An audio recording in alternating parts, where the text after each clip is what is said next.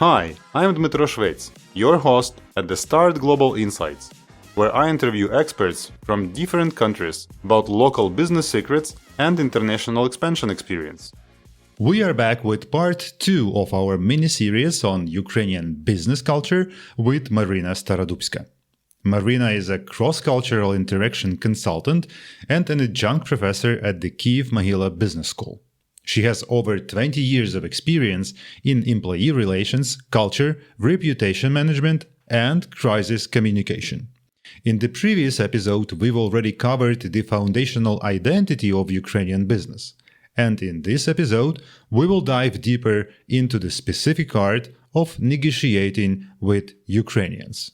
Proceeding with our topic about the Ukrainian culture and going more practical into already interaction with Ukrainians. So when foreign companies are going to agree on something, they are going to negotiate some terms and potential cooperation vision and strategy.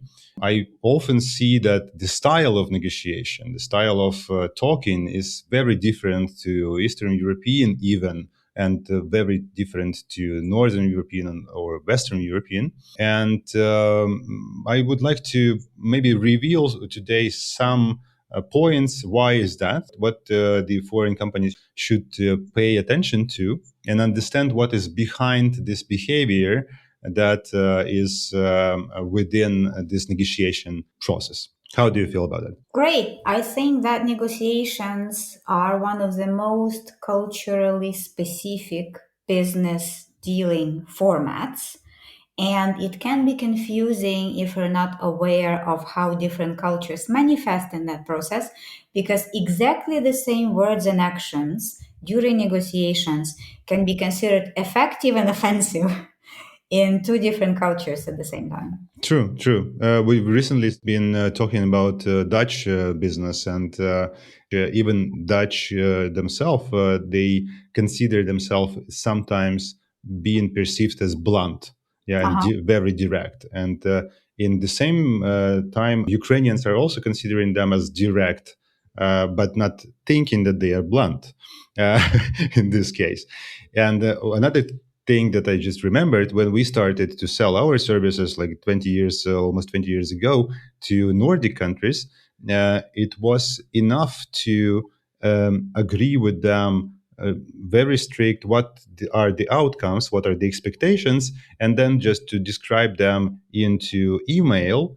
And that would be already the agreement. So you just fix it in the written form, and then they say that just send us the invoice, and that's it. And in Ukraine, with my Ukrainian clients, the matter of agreement of written contract is very important. That should go through lawyers and then director and then again lawyers. And at the same time, it is not being followed all the time so strictly. And what is the situation with this, and why is this happening with Ukrainians? Well, there is a joke which is only partially a joke in Ukraine, which goes: серйозність і суворість наших законів компенсується необов'язковістю їх виконання. The strictness of Ukrainian laws is compensated by the non-mandatory manner of compliance.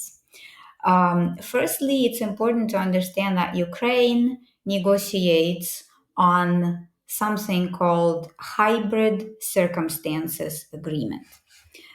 What that means is there are three ways to reach agreement when you negotiate in a matter of cultural dimension. So Nordic Europe, English-speaking, German-speaking, Baltic cultures negotiate on something that is called fixed circumstances agreement, which means a contract, be it an email or be it something else in the written form, is a framework for cooperation, and it's ceiling.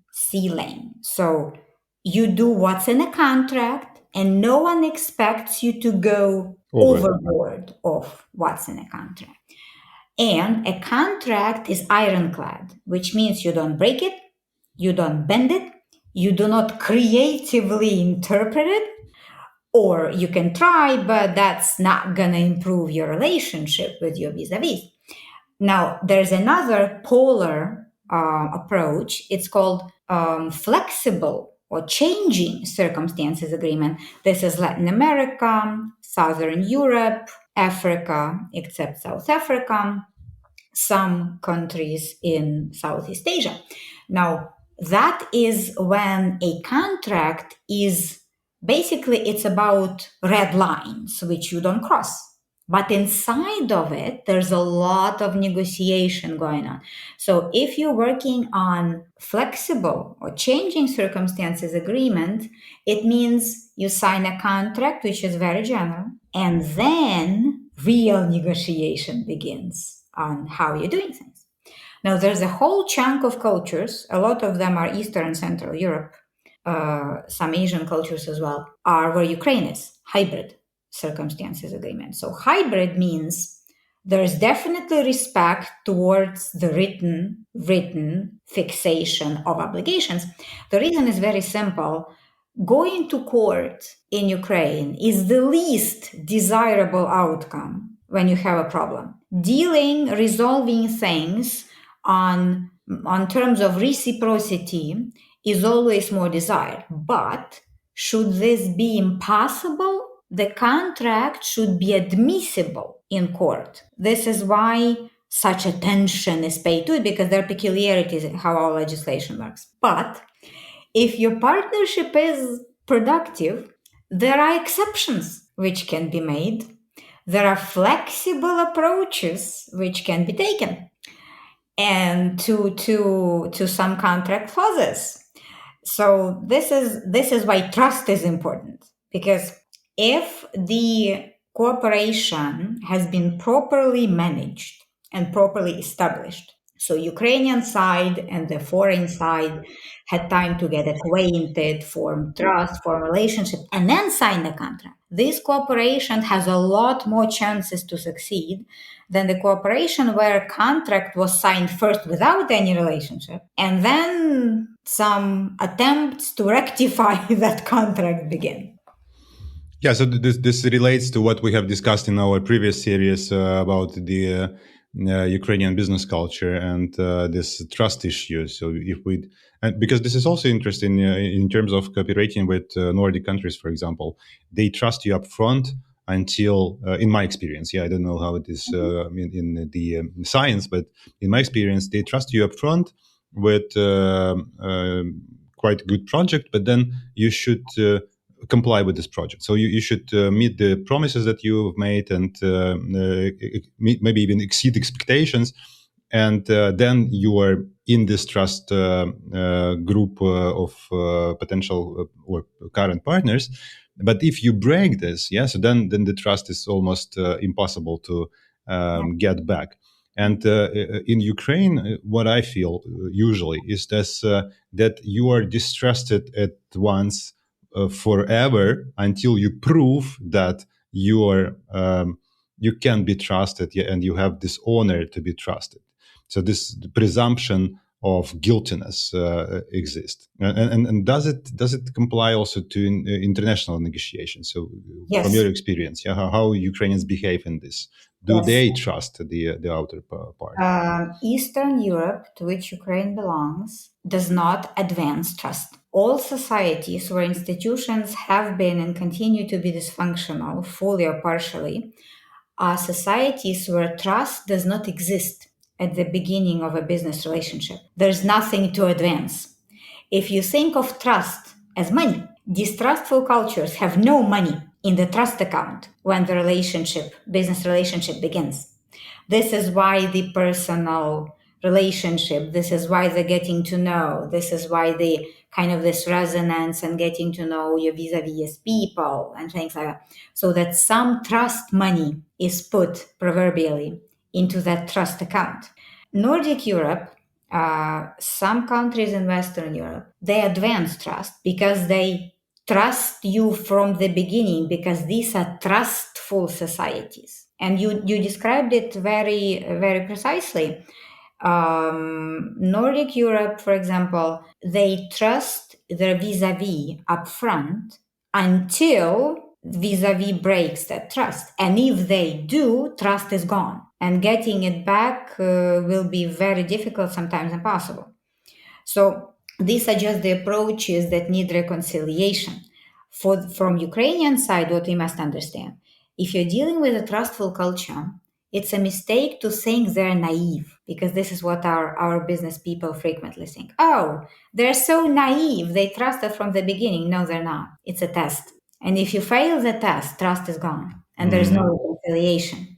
So from the Ukrainian side, be very attentive to requests, deadlines. So if someone asks you something, information, do it. If you promise something, deliver, because this is a trust test.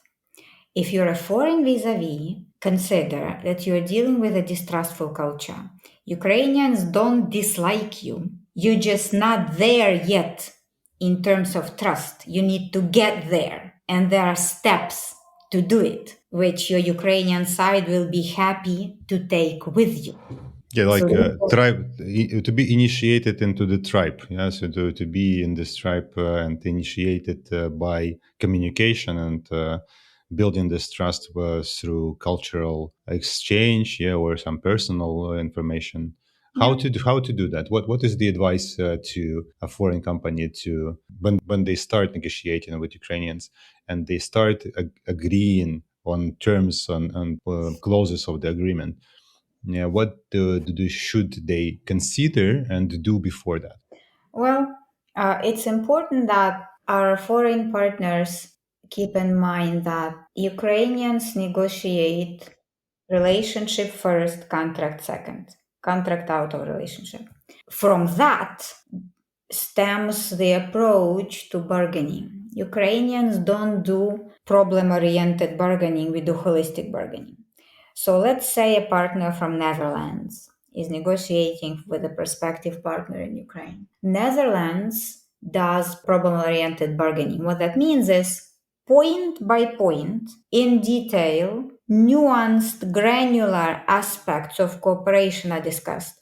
Very frequently in a meeting, there will be executives, lawyers will be present, and the discussion will be very, very granular. Now, to Ukrainians, that is confusing because Ukraine does holistic bargaining. Holistic bargaining always has two stages. First is when decision makers meet and they agree on principles, red lines, who does what. They agree on big things.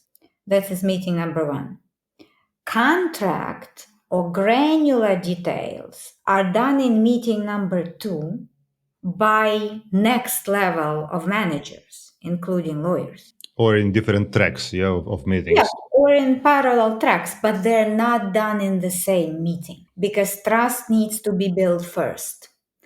And the decision needs to be made to proceed to details after trust is formed. I think that in most cases, Ukrainians are more, as we also discussed previously, more people-oriented. Yes, as they are people-connected, and that makes it difficult to deal with this conflict situations within negotiations. Yeah, because we perceive it is like a personal assault and not about the case of it, and that's why this first line of negotiation and trust building between the decision makers is needed in Ukrainian culture to understand that it is okay to trust the other party and not be in conflict, or at least try not to be in conflict in later stages. And if there will be a conflict in later stages, then as we already created this trust, we can deal with it easily, understanding that there is no threat behind these words or actions. Well, there are several kind of cultural dimensions that can help us understand that. First of all, Ukrainians are an affective culture with an A, affective. Affective means emotionally expressive. Netherlands, on the other hand, or Norway, or Finland, or Sweden are neutral cultures. In a neutral culture, the more serious the business situation is, the more reserved you are emotionally. In neutral cultures, controlling emotions is a default requirement of being a professional. And skill being taught, yeah? Yes. A professional, especially high-level decision maker, who articulately emotes in negotiation process in Norway will be looked at with wonder whether they need help. In affective cultures, Ukraine, Italy, Spain, Romania, Hungary, in affective cultures, emotion is one of the tools used in negotiation, and it's also a signal. There is a reason why Ukrainians do not understand American small talk, and they do not understand why Americans smile to strangers. It's because US is mostly neutral, Ukraine is strongly affective, meaning that in an affective culture, you smile to people you like. Yeah, emotion has a direct meaning. Affective culture does not use emotion as a mask. Neutral culture does. For example, if our Dutch, Danish, Australian vis-a-vis are smiling at the meeting, they're polite. It does not mean they like you. Affective culture does a serious face when they're polite. And smile comes when trust or whatever Or emotion is there. real feeling. Smile, yes, real feeling. So Ukrainians are emotionally expressive.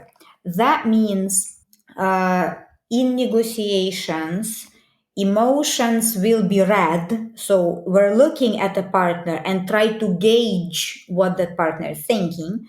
And we're going to emote ourselves to signal to the partner what we're thinking. And another important thing, we are also confrontational. Because the Spanish, for example, are emotional but non-confrontational. In business dealings, life is different. It's a different matter. Ukrainians are emotional and confrontational, which means we express disagreement, frustration, and refusal bluntly, on the spot, and in a judgmental manner. Judgmental means we're going to use adjectives. We're going to describe it. I'll give you an example. We had an interesting case with one of the clients where a Ukrainian manager was negotiating with Austrian manager. And Austrian colleague described the proposal they had and asked Ukrainian vis-a-vis, so what do you think about it?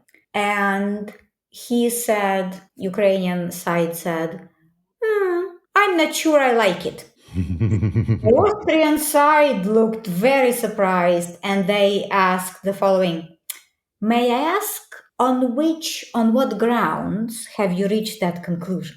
So Ukrainian side gave a judgmental answer, like, dislike, yeah, as effective confrontational culture.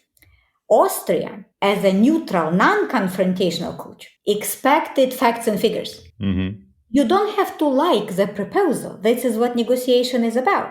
But saying facts, for example, potentially this could be a good start for conversation. I would suggest that we talk clause 1 and clause 3 in greater detail in a separate meeting. That would be something a neutral, non-confrontational culture would understand. Yeah, so that means that for Austrian it is useless information, whether you like it or not. You need to understand you don't like it. So what? Yeah. So what is the outcome of this saying?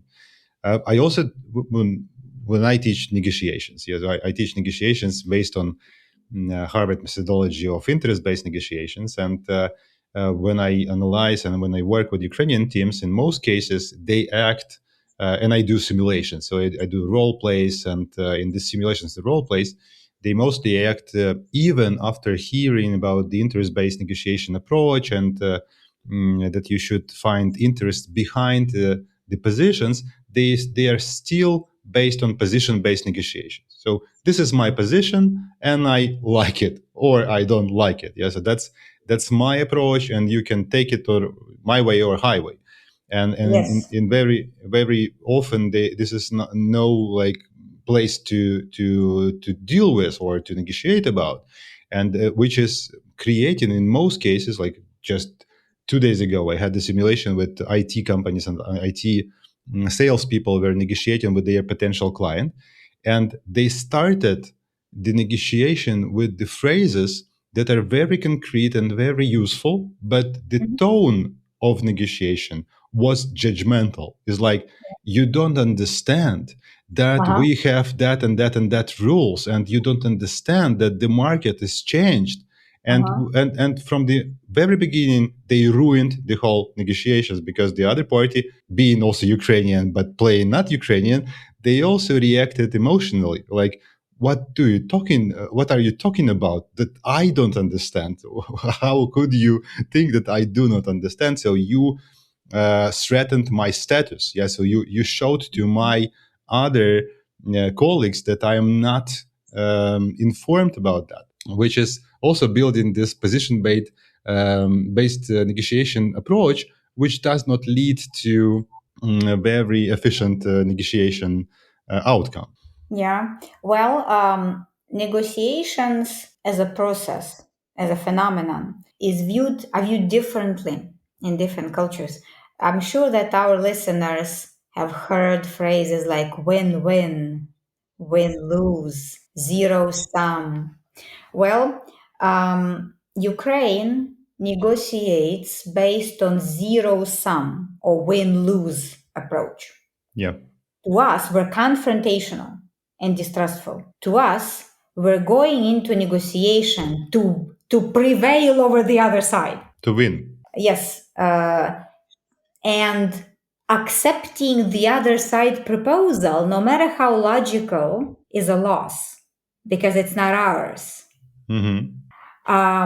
Cultures that negotiate on a different approach, not zero sum, yeah, but like we call it colloquially win-win, meaning that you're looking for common solution, work mutually workable solution, and it's not about winning. It's about arriving at a solution together. And again, Scandinavia, Nordic Europe, Baltics are like that. Israel is also win lose. Poland is win lose. Poland, yeah, I haven't thought about that. I saw that Poland is more towards this interest based approach. It Yeah. is, but style wise, it's win lose. Mm. Most Central Eastern Europe, with some exceptions, are win lose in negotiation orientation, and it's not a bad thing, but it's a hint. For example, if we have partners from Nordic Europe coming to negotiate with Ukrainians, it's important to look for mutual interest, right? So that the acceptance of a proposal doesn't look like a loss, but it looks like a benefit. For Ukrainian side, it's important that you do not use judgmental phrases. You do not say to partners things like you don't know, you don't understand, we're going to tell you how it works, things like that. And you don't defend, you counter propose. So instead of saying I disagree, you can say I can see the logic in your proposal. It's based on this and this, and I understand how that logic works. In my case, there are certain circumstances, these and these and these, which make this logic unapplicable.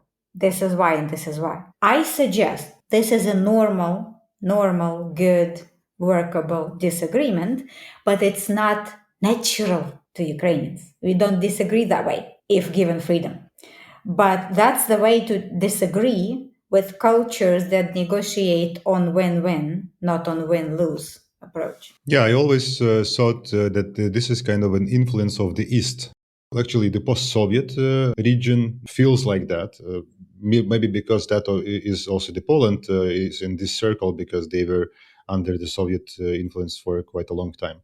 But even more, it feels like more Oriental style of negotiation is present in Ukrainian style.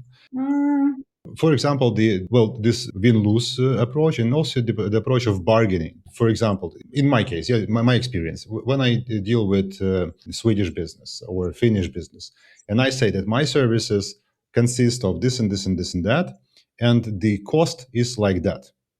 And they like, okay, either we have this budget or we don't have this budget, but we understand that this is your service cost, and that's it. In Ukraine, they expect that you will put a price on your services with the discount in your head. And the discount should be quite big one to have this dance of negotiation or bargaining about the price.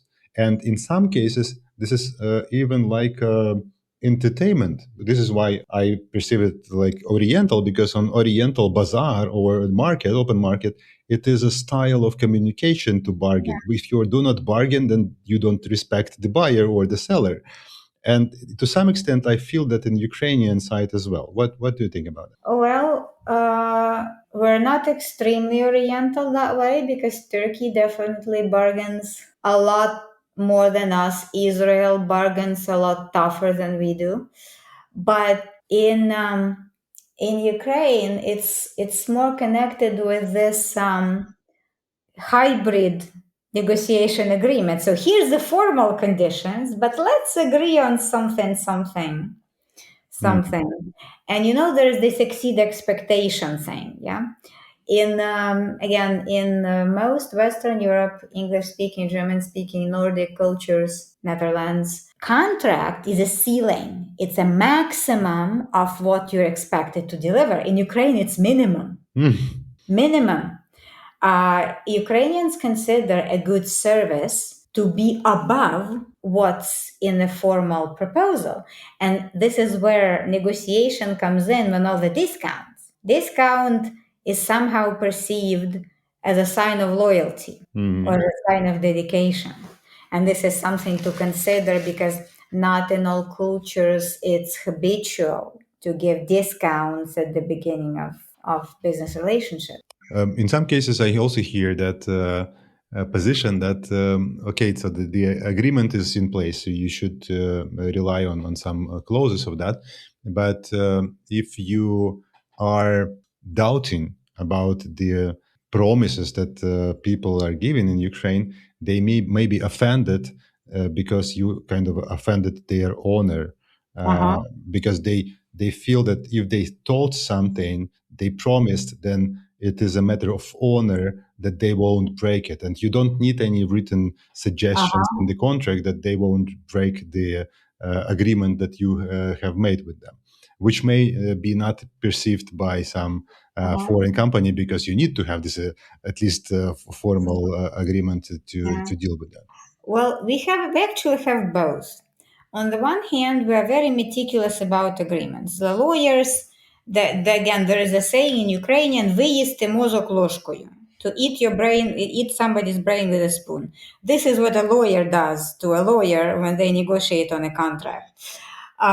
So on the one hand, we have this really, really meticulous approach to formal documentation. If you are a company that's mid-size or bigger. If you're a small company, all kinds of things can happen, up to having no contract. So there's a lot of variety there. On the other hand, when the highest decision makers are meeting, what you described can happen. The situation, you offended me because you asked about something, middle managers are not going to have the problem, because they're not decision makers. So each of them is trying to get the information to cover all the bases and to make sure that their side's interests are protected. But if two highest level people are talking and they must have a personal relationship to proceed, this is where the status comes in. And this is where, if I give my word, I give my word.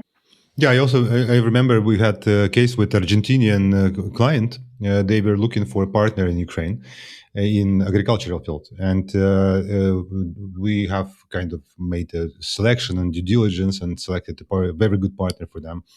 And then the project from our side, like consultants, were closed, and then we said goodbye to our client. And then within one period of time, so something like half a year, the Argentinians are coming to us again and then saying that this partner is not okay, so we should change the partner. And, well, why? What's going on? Are they bad in reselling your product here or dealing with you? And they said that, well, they are not communicating with us. They do not tell anything. And then we just got to this Ukrainian partner and asked what's going on. Is it the bad situation on the market? Do you sell good? And they said, we sell wonderful. The product is amazing. The demand is great. We sell so many goods that we have already bought from the Argentinian partner, and we have tested that and made the warehouse in Ukraine. Everything is perfect. And then on the question why you are not talking to your partner, why you do not you tell them this story, they say like, why should we? Nothing bad happened. So if something bad would happen, then we would connect our partner. But everything is good. Why to bother? This is a very illustrative case of how Ukrainians view feedback. Feedback in our culture is firmly associated with criticism. And just like you said, if something's bad, we're going to tell you about it. If something's good, we're not going to. This is called updating. So for Ukrainian side, it's very important to agree on regular updates, agree on the form of updates, and update your respective vis-a-vis about what's happening so that everyone is comfortable, about the partnership and its results and its outcomes. And this not telling anything, saying it's very peculiar because in our culture, as you well know, if you are praising somebody, you are immediately considered to be biased. Biased means unreliable. Biased means not objective, not trustworthy. So we are very apprehensive about praising somebody outside our trusted circle. And another thing, uncertainty avoidance and lack of planning, because we never had the luxury to plan. Do not jinx it. Не зглазити. Money likes silence. Гроші люблять тишу. True. It's another approach. We are very apprehensive about saying things are going well, especially in business, because our business climate hasn't been exactly predictable, to put it mildly. Do not show that you have wealth because the wealth will be taken away. Or success. Yeah, true. Good.